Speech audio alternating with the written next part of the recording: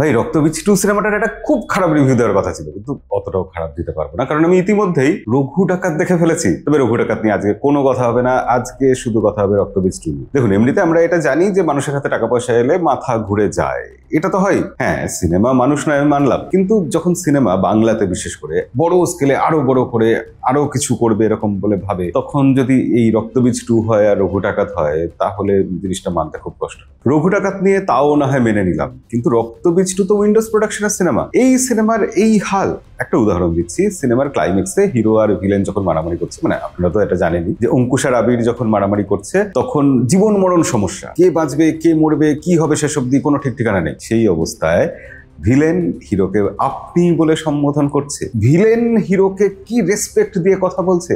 এটা কি করেছে, কি করে হয় এরকম ভুল, যেখানে পরিচালকের নামের জায়গায় শিবপ্রসাদ নন্দিতা লেখা আছে। রক্তবীজ সিনেমাটা একটা সত্য ঘটনা অবলম্বনে তৈরি ছিল, এবং সেই জিনিসটার মধ্যে যে একটা কোর এসেন্স ছিল, মানে শেকড়ের সন্ধানে যাওয়ার যে ব্যাপারটা ছিল, আমরা আমাদের মাটিটা চিনতে পারছিলাম, বাংলার গ্রাম দেখতে পাচ্ছিলাম। তার মধ্যে ভিক্টর ব্যানার্জি, যিনি রাষ্ট্রপতি প্রণব মুখোপাধ্যায়ের চরিত্র অভিনয় করছেন, তাকে নিয়ে আসাটা সেটা একটা রিফ্রেশিং চমকপ্রদ ব্যাপার ছিল। তার উপর আবিরকে পুলিশ হিসেবে খুব ভালো মানিয়েছিল। আবির আর মিমি দুজনেরই ক্যারেক্টার খুব ভালোভাবে এস্টাবলিশড হয়েছিল, এবং ক্যারেক্টারগুলো আমাদের পছন্দও হয়েছিল। মিমিকে ওই ধরনের ভূমিকায় আমরা সেভাবে তো দেখিনি, এবং এই প্রতিটা জিনিস দায়িত্ব নিয়ে রক্তবীজ 2 তে নষ্ট করা হয়েছে। হ্যাঁ, এক্সেপশন আবির। আবিরকে গোটা সিনেমা জুড়ে দুর্ধর্ষ লেগেছে, বিক্রম সিংহের বিক্রম ছড়িয়ে পড়েছে, বড় গোফে তাকে সিংহের মতোই লাগছিল। এবং ভিলেন চরিত্রে অঙ্কুশ আছেন, আমরা সবাই জানি, মুনির আলম। তো অঙ্কুশ যে খুব দারুণ অভিনেতা এরকম কেউ বলে না, কিন্তু অঙ্কুশ ভালো অভিনয় করেন, তিনি স্মার্ট, তার মধ্যে অনেক কিছু গুণ আছে, ভালো নাচতে পারেন, এবং তিনি নিজের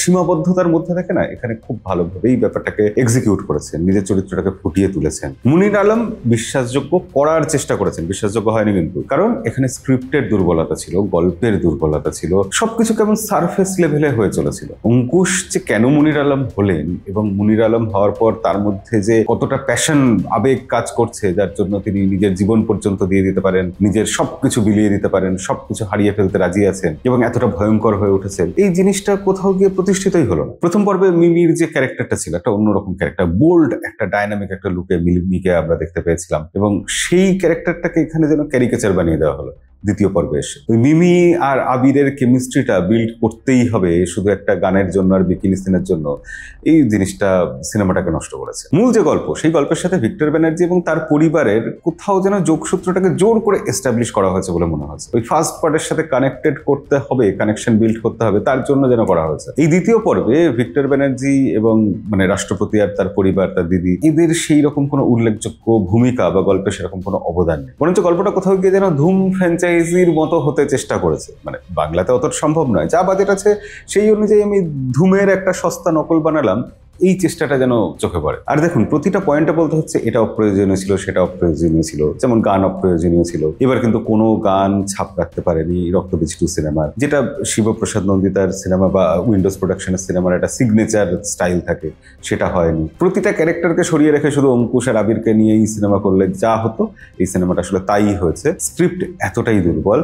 হ্যাঁ, গল্পের শেষে কিছু টুইস্ট আছে, কিছু করার চেষ্টা করা হয়েছে, কিছু থ্রিল দেওয়ার চেষ্টা করা হয়েছে, সাসপেন্স বিল্ড করার চেষ্টা করা হয়েছে, কিন্তু কোনোটাই সেভাবে ওয়ার্ক করে না, যেহেতু গল্পের কোনো ইমোশন আগে ওয়ার্ক করেনি। আমরা না মুনির আলমের দলের হতে পেরেছি, না বিক্রম সিংহের দলের হতে পেরেছি। আমরা সারাক্ষণ সিনেমাটা দেখেছি আর ভেবেছি যে রক্তবীজ সিনেমাটা কম বাজেটে ছিল, ভালো সিনেমা ছিল। বাজেট বাড়িয়ে আর বড় কিছু করতে গিয়েই পুরো ব্যাপারটা যেন ঘেটে গেল। পরিচালকদের মধ্যে হয় খুব আত্মসন্তুষ্টি এসে গেছে, তার জন্য তারা ক্যাজুয়াল হয়ে গেছেন, অথবা এই সিনেমাটা নিয়ে তারা সেরকম ভাবে কিছু সিরিয়াস ছিলেন না, এটা হতে পারে। শিবপ্রসাদ নন্দিতা থেকে এর আগে আমরা যা পেয়েছি, মনে হয় না যে বেশি টাকা দিয়ে একটা বিগ বাজেট সিনেমা বানাতে গিয়ে তাদের মাথা ঘুরে গেছে। এই ব্যাপারে আপনার কি মনে হয় কমেন্টে লিখে জানাবেন, আর এরকম ভিডিও আরো দেখার জন্য আমাদেরকে ফলো করে রাখবেন। আজকের ভিডিও এই অবধি, দেখা হবে পরের ভিডিওতে, ততদিন অবধি সবাই ভালো থাকবেন, সিনেমা দেখবেন।